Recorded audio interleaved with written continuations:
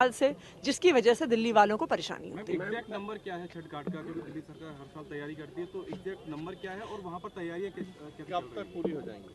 देखिए, दिल्ली सरकार के तकरीबन 1000 छठ घाट हैं जहाँ पर तैयारियां चल रही हैं। तैयारियां छठ के पिछले दिन तक पूरी हो जाएंगी। इसमें तालाब शामिल है, कई जगह पे पक्के तालाब हैं, जैसे जिस साइट पे आज हम खड़े हैं। कई जगह पे कच्चे तालाब बनाए जाते हैं।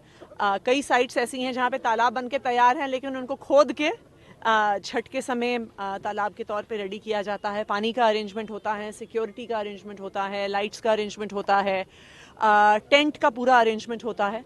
और दिल्ली में तकरीबन 100 जगह बहुत अच्छे हमारे कल्चरल प्रोग्राम्स भी दिल्ली सरकार के माध्यम से, मैथिली भोजपुरी एकेडमी के माध्यम से छठ घाटों पे उनका आयोजन किया जा रहा है। मांग की जा रही है कि ड्राई डे घोषित किया जाए छठ वाले दिन, और हर साल दिल्ली सरकार छुट्टी भी देती है, जो शेड्यूल छुट्टियां होती है उससे अलग जाकर छठ पर छुट्टियां देती है, तो इस बार कोई ऐसा फैसला लिया जा रहा है? वो फैसला अंडर कंसिडरेशन है। मैम, एक खबर और इस वक्त चर्चा में है, जिसमें आपने रिपोर्ट सौंपी है मुख्यमंत्री को, सीएस के जो उन पर एलिगेशन लगे हैं, क्या स्टेटस है, क्या करने जा रहे हैं आप? देखिए, जो रिपोर्ट है, जो बमनोली में लैंड एक्विजिशन हुआ है उसमें 850 करोड़ से ज़्यादा का इन्हांस्ड कॉम्पनसेशन देने का उसमें इन्वेस्टिगेशन में निकल कर आया है।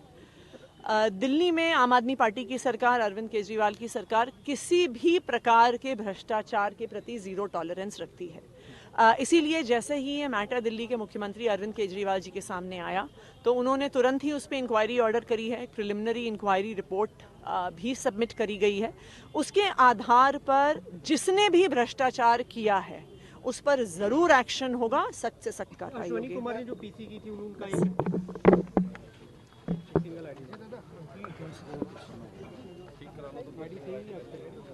फोन ऑन ही नहीं हो रही है।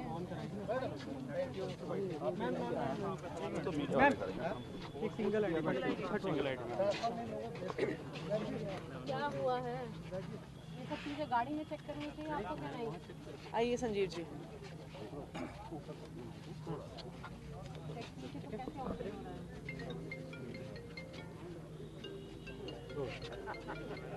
बस छठ पे मैम, छठ पूजा की तैयारियां हो रही है, छठ घाट पर दर्शन करने के लिए आप आई हैं, क्या कुछ की तैयारी है पूरी दिल्ली में, किस तरह की तैयारी की जा रही है? छठ दिल्ली वालों के लिए एक बहुत महत्वपूर्ण त्यौहार है। दिल्ली में बहुत बड़ी संख्या में ईस्टर्न यूपी से, बिहार से आए हुए हमारे पूर्वांचली भाई बहन रहते हैं, और छठ साल का सबसे महत्वपूर्ण त्यौहार पूर्वांचलियों के लिए माना जाता है।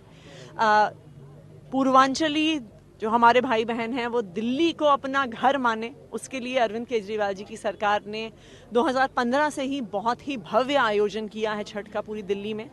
जैसे आज हम एक घाट पे खड़े हैं, इसी प्रकार के 1000 घाट पूरी दिल्ली में हैं, जहाँ पे पूरा तालाब का इंतज़ाम, टेंट का इंतज़ाम, सांस्कृतिक कार्यक्रम का इंतजाम दिल्ली सरकार द्वारा करवाया जाता है। लेकिन इससे पहले सवाल भी उठने लगे, बीजेपी और कांग्रेस पार्टी की तरफ से सवाल उठाए जा रहे हैं। कांग्रेस के जो प्रदेश अध्यक्ष, उन्होंने शीला दीक्षित के समय का जिक्र किया, बीजेपी ने कल खुराना जी के समय का जिक्र किया कि उस समय बड़े स्तर पर छठ पूजा की तैयारी होती थी, दिल्ली सरकार नई तैयारी कर रही, इसलिए पूर्वांचल अपने घर जा रहे हैं। देखिए, जब भारतीय जनता पार्टी की सरकारें थीं, कांग्रेस की सरकारें थीं, मुझे नहीं लगता है कि पूरी दिल्ली में 100 से अधिक स्थानों पर छठ के घाट बनते थे।